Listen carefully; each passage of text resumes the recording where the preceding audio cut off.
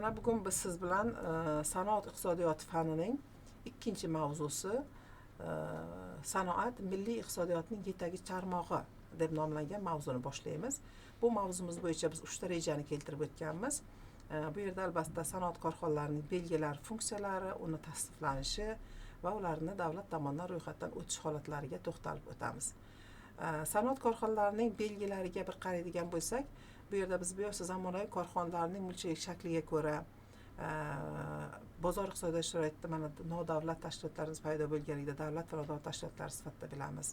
Tarmoq belgilariga ko'ra belgilanish holatlari, turli xil tarmoqlar bilan belgilanishi, ishlab chiqarishning miqyosi va xodimlar soniga qarab kichik, mikro, o'rta, yirik deb aytamiz. Faoliyat yuritish muddatlariga ko'ra bular uzlukli, uzluksiz mavsumiy holatlarda korxonalarga bo'linishi mumkinligida ko'ramiz. Korxonalarning albatta o'ziga xos xususiyatlari mavjud. Bu o'ziga xos xususiyatlarni birinchidan biz ko'radigan bo'lsak, bular bevosita o'zini mulkiga egalik qiladi. Ya'ni uni mulkiy faoliyatini, moddiy texnikaviy imkoniyatlarini, ularning iqtisodiy mustaqilligini va ishonchligini belgilab beradi. Ikkinchidan, korxonalar kreditorlar yoki jumladan davlat bilan o'zaro munosabatlardagi majburiyatlar yuzasidan o'z mulkiga javob berish xususiyatiga ega bo'ladi. Uchinchidan, korxonalarimiz bevosita xom ashyo va asbob-uskunalar yetkazib berishlar va boshqalar bilan huquqiy va jismoniy shaxslar bilan shartnomalar tuzish imkoniyatiga, vakolatiga ega, huquqiga ega.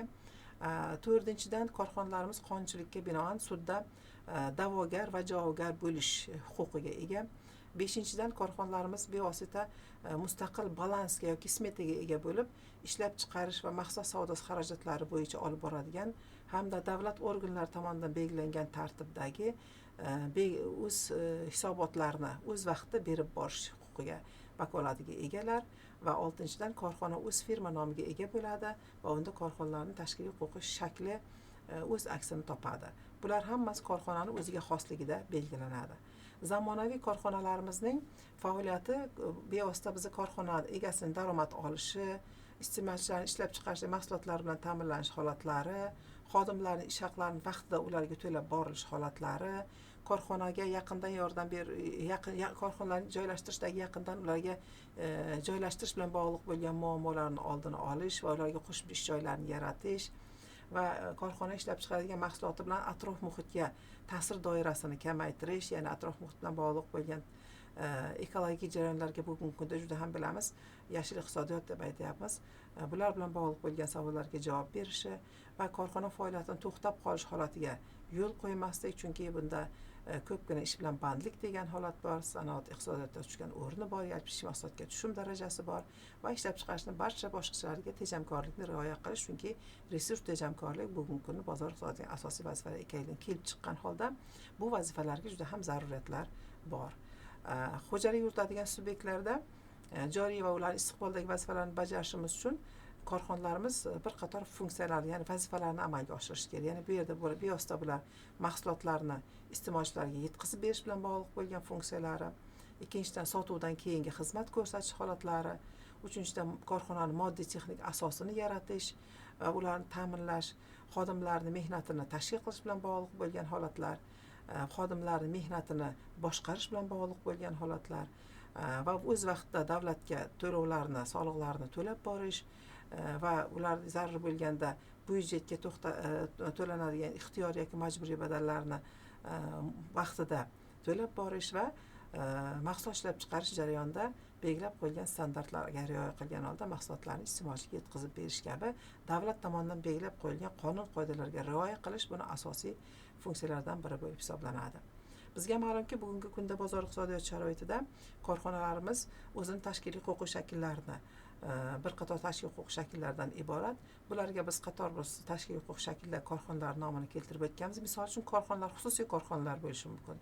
Xo'jalik shirkatchilik korxonalari bo'lishi mumkin, aksionerlik jamiyatlari bo'lishi mumkin, konsernlar bo'lishi mumkin, korporatsiyalar bo'lishi mumkin, konsorsiumlar, sindikatlar, bular trestlar, holdinglar, unitar korxonalar, bular hammasi korxonani tashkil bo'lgan vaqtdagi ularning tashkiliy huquqiy shakllari bilan bog'liq ekanligini ko'rsatib beradi va shunga qarab korxonalar qanday tashkil qilinganiga qarab to'xtab ularning funksiyalari, vazifalari belgilab olinadi. Ularning izohlari yuqoridagi slaydda keltirilgan. Ya'ni biz sanoat korxonalarini ta'sis etish davlat tomonidan ro'yxatdan o'tkazish bilan bog'liq bo'lgan jarayonlar biz bilamizki, bugungi kunda davlatimiz rahbari tomonidan juda katta miqdorda korxonalarni yangidan tashkil qilish borasidagi soddalashtirish tizimi joriy qilindi. Bundan tashqari raqamli iqtisodiyotga o'tish vaqtida ham bizga albatta bu jarayonda juda ko'p qulay osonliklar keltirib chiqardi. Oldingi vaqtlarda biz korxona ochish borasida bir qator muammolarimiz mavjud edi. Bugungi kunda raqamlashtirish bizga bu muammolarni oldini olishga ko'makchi bo'ldi. Ya'ni korxona bu qonun hujjatlarida belgilab qo'yilgan tartibda maxsus davlat organlarida ro'yxatdan olingan kundan boshlab u tashkil qilingan hisoblanadi va u yuridik shaxs maqomiga ega bo'ladi. Korxona ustavi uning huquqiy maqomini va huquqiy majburiyatlarini bevosita belgilab beradi. Bunda bevosita ta'sis shartnomalari o'z bevosita korxonaning tashkil qilinishi va uni yakka tarzda yoki hamkorlikda faoliyatini belgilab beruvchi va uni xarakterlab beruvchi asosiy hujjat bo'lib hisoblanadi.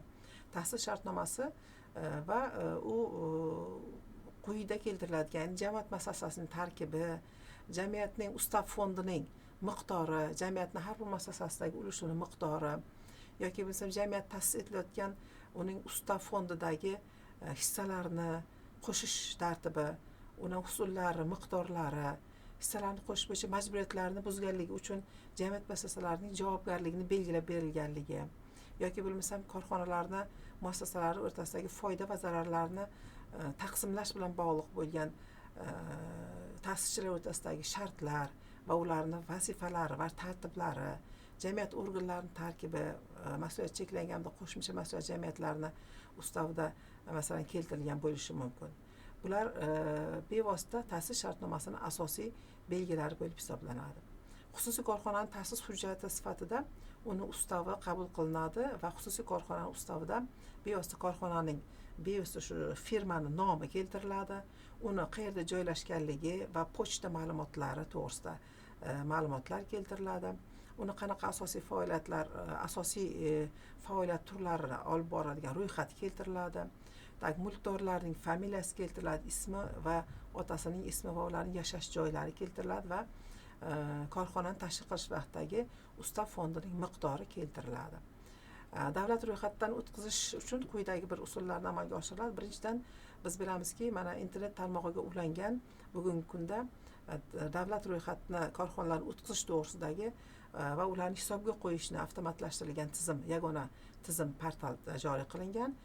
Mana shu raqamlashtirilgan iqtisodiyotga o'tish jarayonidagi biz birinchi mana juda katta qadam yutug'imiz bo'ldi, chunki oldingi vaqtda tadbirkorni ro'yxatga o'tkazish yoki korxonani ro'yxatga o'tkazish borasida sun'iy to'siqlarimizni shu orqali biz bartaraf qildik va buning natijasida ariza beruvchilar bevosita davlat ro'yxatdan o'tkazish, qayta ro'yxatdan o'tkazish uchun o'zlariga tegishli bo'lgan jarayonlarni, ya'ni rasmiylashtirish jarayonini ancha soddalashtirilgan tizimini belgilab oladilar va 3 soat ichida o'zlariga tegishli bo'lgan javoblarni olish bilan bugungi kunda faoliyatda juda ham tezlashganligini ko'rishimiz mumkin. Yuridik shaxslarni ro'yxatdan o'tkazishda taqdim etilayotgan hujjatlar soni 6 tadan 2 tagacha qisqartirilganligi, ularni faqat ariza va tasdiqotlarni talab etilganligi, yakka tartibdagi tadbirkorlar uchun zarur bo'lgan hujjatlar soni 7 tadan 1 taga qisqartirilganligi, faqat arizani taqdim qilinayotganligi, bu mana bu sohalarni rivojlantirish borasida qator yengilliklar deb qarasak albatta to'g'ri bo'ladi. Bundan tashqari tadbirkor subyektlarni davlat ro'yxatidan o'tkazish, qayta ro'yxatdan o'tkazish uchun belgilangan muddatlarimiz bor. E'tibor berib qaraydigan bo'lsangizlar 30 minut real vaqt rejimida beryapti. Mana tadbirkorlar faoliyatining asosiy boshqa shakllari bilan real vaqt rejimida 30 minutdan oshmagan holda yoki 16 ish soatidan oshmagan holda degan jumlalarni ko'ramiz. Bu bizga keltirib berilgan ma'lumotlar hammasi bugungi kunda tadbirkorlik subyektlarini, qolaversa sanoat korxonalarini ochishimiz borasida ularni ulushini oshirishiga sababchi bo'ladigan birinchi bizga yaratgan imkoniyatlarimiz. Chunki bizga qancha tadbirkorlik ro'yxatda o'tkazish, kichik korxonalar ro'yxatga o'tkazish borasida qulaylik yaratiladigan bo'lsa, shuncha ko'p ishlab chiqarish borasidagi imkoniyatlar kengayib boradi. Tadbirkorlik subyektlarini davlat ro'yxatidan o'tkazish, qayta ro'yxatdan o'tkazish, ularning yagona davlat reyestrida ma'lumotlarni berish uchun tegishli stavkalar bo'yicha davlat tomonidan turli xildagi yig'imlar berib boriladi. Bular bizni dars jarayonida o'zimizni ilovalar shakllarimizda berib boramiz. korxonalarni qayta tashkil etish holatlari, ularni birlashib ketishi, qo'shilishi bo'lishi mumkin, bo'linishi mumkin yoki ajralishi mumkin yoki o'zining shaklini o'zgartirish holatlarida u namoyon bo'ladi. Korxonani tugatish holatlari esa uning huquqiy xatti-harakatlari bo'lib, ishlab chiqarish va xo'jalik yuritish faoliyatini to'xtatish holatini anglatadi. Korxonalarni turli xil holatlardagi faoliyat olib borish jarayonida korxonani tugatilganda va davlat ro'yxatidan chiqarishda uni banklardagi hisob raqamlari yopiladi. Undagi hamda muhr, shtamp va boshqa rekvizitlar ular haqiqiy emas deb topiladi. Agarda korxona tugatilishi jarayonida biz bu narsalarni faoliyatini to'xtatishni asosiy vazifa sifatida belgilaganmiz, chunki korxonalarning tugatilishiga sabab bo'ladigan holatlar korxona tomonidan ishlab chiqarilgan mahsulotlarni ga bo'lgan bozorda talabni pasayib ketganlik holat yoki umuman yo'qolib ketganlik holatlari bo'lishi mumkin. Yoki korxona tomonidan ishlab chiqarilayotgan mahsulotlar zarar bilan ishlayotgan bo'lishi mumkin yoki korxona tomonidan ishlab chiqarilayotgan mahsulotlar atrof muhitga o'zini ta'sirini, aholini hayotiga xavf soladigan turli xil xavflarni tug'dirayotgan holatlari bo'lishi mumkin. Va shunga o'xshagan qator muammolar agar bo'ladigan bo'lsa, aniqrog'i ishlab chiqarish, korxona tashkil qilish borasidagi belgilangan vazifalar, funksiyalarni belgilab qo'ygan tizimlashtirish tizimidan tashqariga chiqadigan bo'lsa, u holatda korxona faoliyati to'xtatiladi.